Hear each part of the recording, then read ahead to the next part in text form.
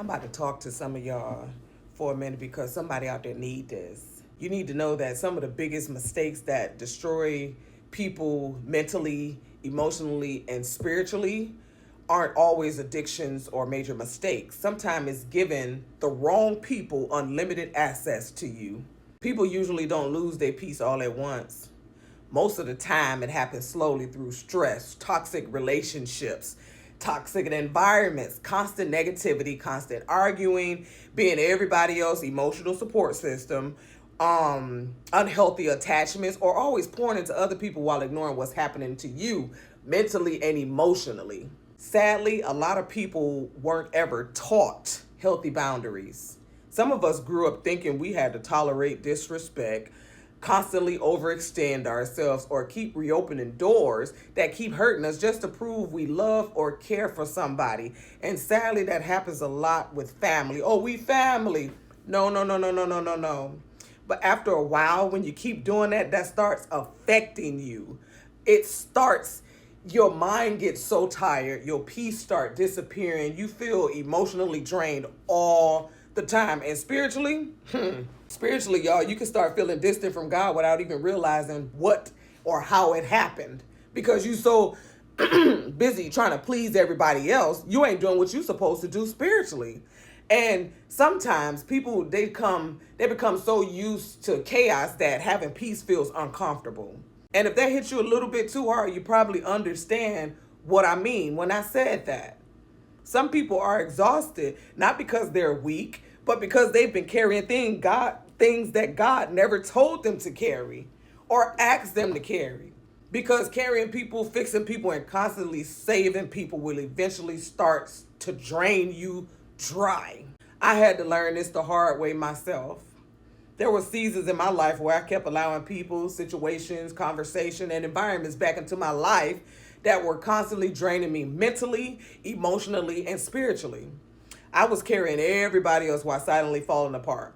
My mind stayed heavy, my peace was disturbed, and I kept ignoring how much certain people and situations were affecting me because I didn't want to disappoint anybody or feel like I was abandoning the people that I loved.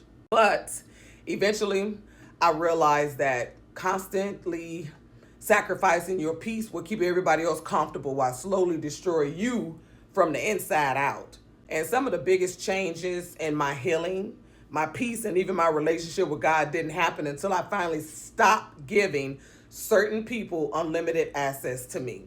Now, that's important because boundaries, they matter. Not because you hate people or I hate people, not because you may think you better than anybody. That's nothing to do with it either. And not because you're trying to isolate yourself. That's where people get it twisted. They love to try to tell you these things in order to guilt trip you to come back. But no, sometimes boundaries are necessary because everybody shouldn't have unlimited access to your mind, emotion, peace, energy, or personal life.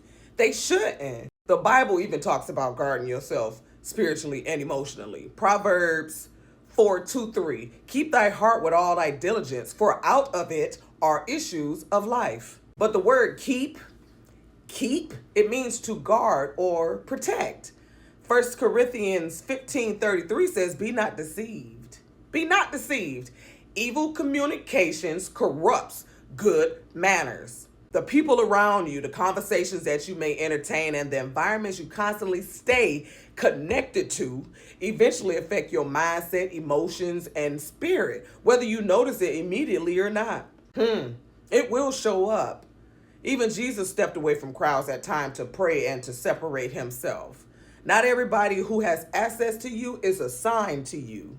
I don't care who it is. Sometimes protecting your peace means learning to say no without feeling guilty, because protecting your peace doesn't make you selfish at all. It does not. Sometimes it means distancing yourself from constant confusion, negativity, or drama.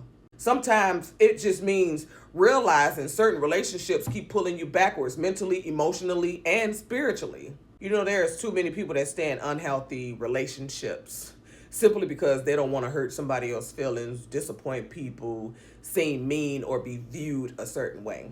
So they keep tolerating things that are slowly draining them. But sometimes sometimes when we ignore those warning signs long enough, God will allow situations to shift, separate, or fall apart anyway, because he sees what we keep trying to hold on to that's no longer healthy for us. And just sometimes, y'all, situations start shifting or certain relationships starts falling apart. When that happens, it may hurt.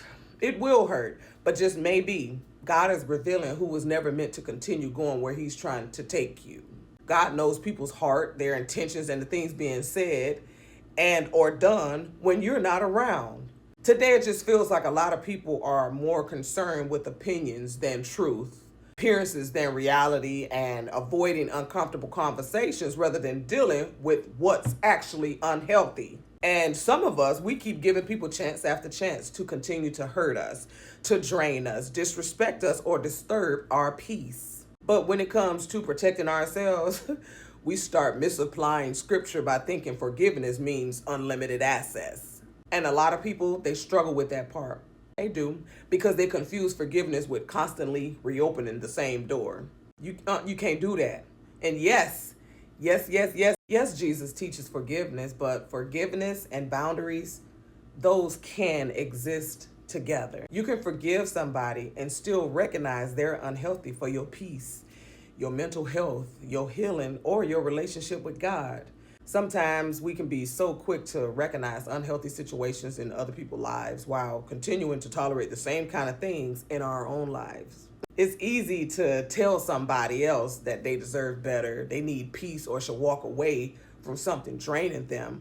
But when emotions, history, attachment, guilt, or love are involved, many of us, we keep holding on to the same situations that we already know hurt us. And sometimes we become so focused on not hurting other people that we ignore the damage being done to ourselves. Sometimes we also have to realize that the enemy can use certain people, certain situations, emotions, and attachments to slowly pull us back mentally, emotionally, and spiritually. Sometimes people know exactly what to say to try to regain access to your life. They'll use words, apologies, temporary changes, memories, guilt, or even vulnerability to make you believe things are different while the same patterns continue to repeat underneath it all. Temporary change and true change aren't always the same thing. And if we're not careful, y'all, we can become so attached to potential history or emotions that we ignore discernment, warning signs, and the peace that God was trying to give us the first time he removed us from the situation. And you know what? People will always have something to say, no matter what you do. Some people will call you distant, different, selfish, or change the moment you stop giving them unlimited access to you. But sometimes healing requires learning how to move with wisdom, discernment, and intention instead of guilt, pressure, or emotional obligation. Some people become uncomfortable the moment you stop giving them that access to you. They start whispering and talking about you behind your back, sometimes to your face, but you brush it off and be like, oh, they're not talking about me. And it's not because you changed or become a bad person, but because healthy boundaries often reveal relationships were built on mutual respect and which ones were built on unlimited access to you. Some people become so uncomfortable the moment you stop giving them access to you. They start talking behind your back, start talking in your face or anything. And what we do, we'll brush it off. Oh, they didn't mean that. And it's not because you changed into a bad person, but because healthy boundaries often reveal which relationships were built on unlimited access or the ones that were built on mutual respect. It's similar to putting a fence around something valuable, y'all. The fence isn't there because what's inside has no value. It's there because it does, and that's your heart. Your peace matters. Your mental health matters. Your healing matters. And your relationship with God, that matters too. Because the truth is, not everything affecting your spirit is obvious. It's not. Some things slowly wear you down over time until you barely recognize yourself anymore. Some doors, they don't destroy you the first time you reopen them. They just wear you down little by little. And if we're being honest, some of the things destroying our peace are the very things that we keep allowing back into our lives.